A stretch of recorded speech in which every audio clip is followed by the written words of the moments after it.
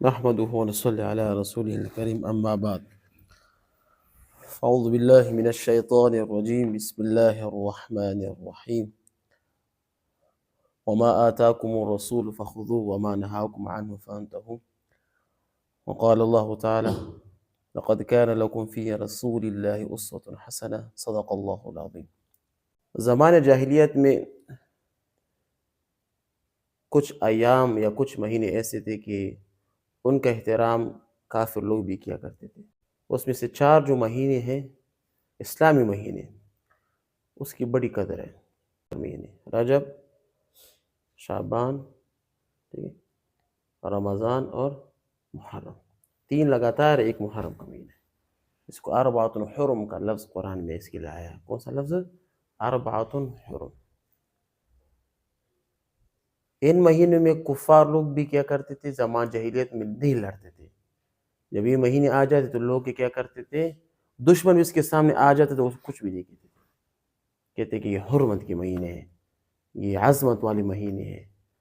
ٹھیک ہے. تو اس میں جو آج ایک مہینے کا ذکر ہے وہ شعبان. یہ شعبان کا مہینہ بھی شروع ہے، تقریباً 2 شعبان یا 3 شعبان ہے. شعبان مہینے کی اپنی ایک خصوصیت ہے. جو بڑی خصوصیت ہے وہ 2 ہیں. ایک 15 شعبان کی رات، اور ایک اس میں کثرت سے روزے رکھنا. حضور صلی اللہ علیہ وآلہ وسلم شعبان میں کثرت سے روزے رکھتے تھے. اکثر شعبان میں آپ صلی اللہ علیہ وسلم کیا کرتے تھے؟ روزے رکھتے تھے. کیوں؟ رمضان کے لیے اپنے آپ کو تیار کرتے تھے کہ رمضان میں جب لوگ روزہ رکھتے ہیں تو پھر شروع میں کچھ مشکلات ہوتی ہیں، انسان کی عادت ہوتی نہیں ہے. جب انسان شعبان میں پہلے سے کچھ روزے رکھ لے تو روزوں کی عادت ہو جاتی ہے. ہم عام لوگوں میں زندگی میں دیکھتے جب ہم رمضان کریم کے روزے رکھتے ہیں شروع سے کچھ مشکلات ہوتی ہے، درمیان میں آپ کو پتہ پہ نہیں ہوتا کہ روزے ہے کہ نہیں. کیوں؟ عادت سے بن جاتی ہے. حضور صلی اللہ علیہ وسلم شعبان میں روزے رکھتے تھے کثرت سے، اکثر. کیوں؟ تاکہ یہ رمضان کے لیے اپنے آپ کو کیا کرے؟ تیار رکھے. عام لوگوں کے لیے آپ صلی اللہ علیہ وسلم نے فرمایا کہ آپ کثرت سے روزے نہ رکھیں، کیونکہ صحت پہ بڑا اثر پڑتا ہے، انسان کمزور ہو جاتا ہے. وہ انبیاء کرام تھے، وہ بڑے عظمت والے لوگ تھے، ان کے لیے مناسب تھے کہ وہ روزہ رکھیں. ہم کیا کمزور ہو، ہم اب اگر روزے رکھیں تو کیا ہوتے ہیں، رمضان کے لیے ہم بھی کمزور بن جاتے ہیں. تو شعبان میں کون سا عمل پہلا تھا؟ حضور صلی اللہ علیہ وسلم کا روزے رکھنے کا عمل. اور دوسرا جو عمل ہے جو اکثر ہم لوگ کو اس کے لیے انتظار بھی کرتے ہیں، 15 شعبان کی رات. یہ اس کی بڑی قدر قیمت ہے. اس رات ایک آدمی کے لیے اعمال نامہ میں 1 سال فرشتے کی ڈیوٹی لگا دیا جاتا ہے کہ فلاں اس سال بھی اتنا کمائے گا، یہ کرے گا، وہ کرے گا. جو چیز اس 1 سال میں اس سے صادر ہوتی ہے نا، فرشتوں کو اللہ پاک کو پہلے سے دیتے تھے. اور اس رات تو اکثر لوگوں کی جب عبادت کرتے ہیں تو اس کی مغفرت ہو جاتی ہے، لیکن کچھ لوگوں کی مغفرت نہیں ہوتی. 2-3 قسم کے لوگ ہیں اس کی مغفرت نہیں ہوتی. ایک شراب خور جو شراب پینے کا عادی ہو، اس کی مغفرت اس رات نہیں ہوتی. اس میں سے ایک وہ یہ ہے کہ جو ماں باپ کا نافرمان ہو، اس کی بھی مغفرت اس رات نہیں ہوتی. جو شراب خور ہو، جو گناہ کرتے ہیں.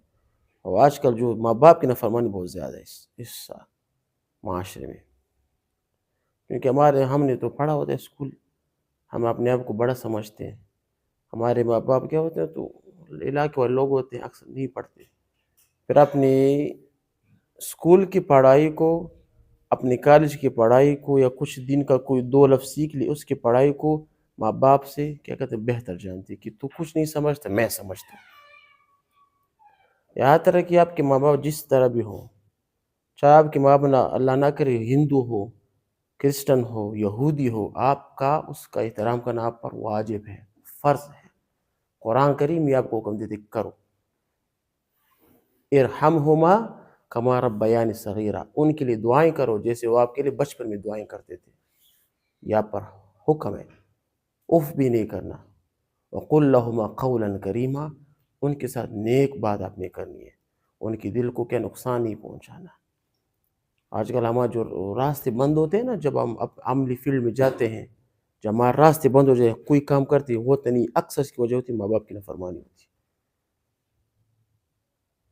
ایسے 100 واقعات میں اپنے آنکھوں سے دیکھے ہیں۔ میں نے کہا کہ جاؤ اپنے ماں باپ سے پہلے معافی مانگو، جب تک وہ ماں باپ آپ سے خوش نہ ہو آپ دین زندگی میں کچھ بھی نہیں کر سکتے۔ ایک بدقسمت یہ کہ اس رات تمام لوگوں کی مغفرت ہوتی ہے، لیکن اس بدبخت کی اس رات بھی مغفرت نہیں ہوتی، جو اپنے آپ کو برتر سمجھتا ہے۔ الجنت تحت اقدام الامہات او کما قال صلی اللہ علیہ وسلم، رضا الرب فی رضا الوالد وسخط الرب فی سخط الوالد۔ یہ بس قانون اللہ پاک نے، اللہ کے رسول نے بیان کر دیا کہ ماؤں کے پاؤں کے نیچے جنت ہے، اس کی خدمت کرے اپنے آپ کو جنت نا تو کیا نہ یہ بڑے سخت الفاظ ہیں، یہ گناہ کبیرہ ہے، گناہ کبیرہ۔ ماں باپ کی نافرمانی کی سزا اللہ پاک دنیا میں بھی دیتے ہیں اکثر لوگوں کو۔ یہ ایسا بدبخت ہوتا ہے کہ اس کی دنیا میں بھی اس کی مغفرت نہیں ہوتی، لیلۃ القدر کی رات بھی اس کی مغفرت نہیں ہوتی، یہ اتنا بدبخت ہے۔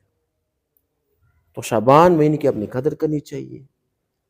جس لوگوں سے، جس بندوں سے اپنے ماں باپ نہ خوش نہ ہوں، خفا ہوں، اس سے معافی مانگنی چاہیے کہ ماں باپ سب کو معاف کرتے ہیں، وہ آپ کے دشمن تو نہیں، وہ آپ کے لیے جو بھی فیصلہ کرتے ہیں نا وہ آپ کے لیے درست ہوتا ہے، لیکن آپ کا سوچ وہاں پر نہیں پہنچتا، وہ آگے کا سوچتے ہیں، آپ ادھر کا سوچتے ہو۔ وہ جب آگے کی بات کرتا ہے آپ کو بری لگتی ہے، آپ اس کو کیا کبھی کبھی گالیاں بھی دیتے ہو، کبھی عزت بھی کرتے ہو، وہ سہ لیتے ہیں کہ بچہ ہے، ٹھیک ہے نا، ان کا احترام کرنا چاہیے۔ اس کے سامنے ایسا رویہ نہیں کرنا چاہیے کہ وہ یہ سوچے کہ بیٹے سے اپنے آپ کو خوف محسوس کر کے کیسے ہو کہ گھر سے باہر، نہ ایسا ماحول پرووائڈ کرو کہ وہ آپ سے خوش ہو، آپ اس کے لیے کیا رائٹ ہینڈ لیفٹ ہینڈ بنے، نہ کہ ایسا نہ ہو کہ آپ اس کے لیے کیا ایک وبال سا بن جائے، ٹھیک ہے نا۔ تو شعبان میں کتنے عمل ہیں؟ 2 عمل ہیں، کون کون سے؟ کثرت سے روزے رکھنا، دوسرا 15 شعبان کی رات کثرت سے کیا کرنا؟ عبادت کرنا۔ اللہ پاک ہمیں بھی ان باتوں پر عمل کرنے کی کیا کرے؟ توفیق عطا فرمائے۔ وآخر دعوانا ان الحمد للہ رب العالمین۔